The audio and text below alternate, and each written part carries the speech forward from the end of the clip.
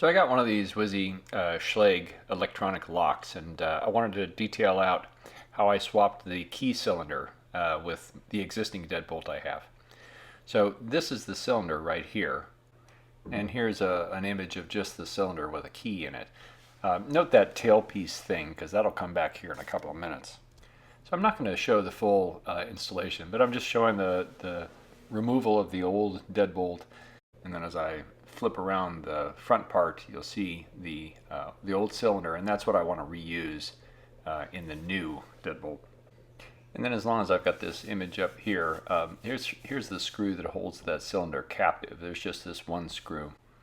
And then here's the new unit, and then as I flip this over, it looks pretty similar, and you see that same capture screw that holds the cylinder in. So I want to remove that, remove this cylinder, and then put the old cylinder in so I can use the same key.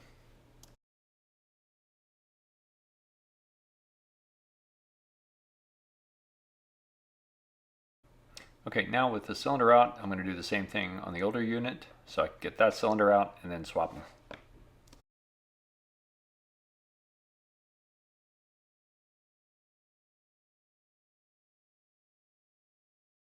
Okay, on the older cylinder, you see that there's this additional sort of arm that slides down the tailpiece, and I'm just going to remove this because it's not needed on the new deadbolt.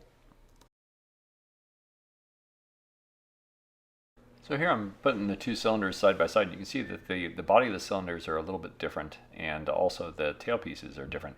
But I don't think that's too much of an issue because there's a lot of flexibility in these deadlocks for that. They're made to be able to accommodate different depth of doors.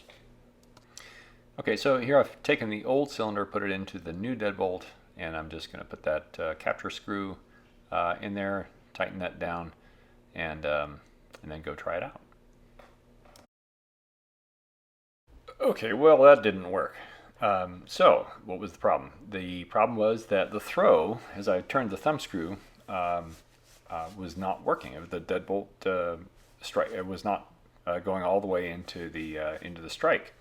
So I thought that these tailpieces were all the same, but that doesn't seem to be true. So here what you see is I'm removing the tailpiece. Now again, this is the old cylinder, and I'm going to remove the tailpiece from the new unit, and we're going to look at them both to see how they compare. Here you see that I'm going to remove the tailpiece on the new cylinder, and I'm holding down a pin with a probe there that allows me to spin this little nut off that holds the tailpiece in place.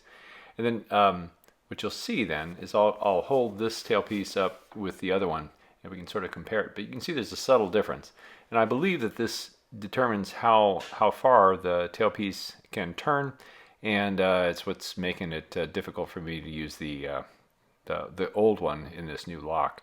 So anyway, if I swap the tailpieces and put the new tailpiece on the old cylinder, I think I'm going to be good to go.